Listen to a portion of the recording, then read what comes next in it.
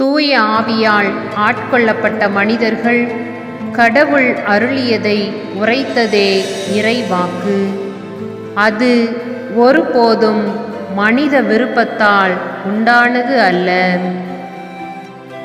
தூய பேதுரு எழுதிய 2ஆம் திருமுகம் 1வது அதிகாரம் 21வது இறைத்திருவசனம்.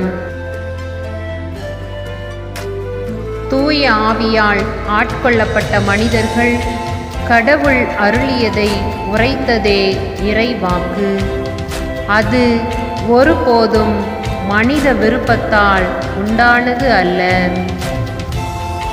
தூய பேதுரு எழுதிய 2ஆம் திருமுகம் 1வது அதிகாரம் 21வது இறைத்திருவசனம்.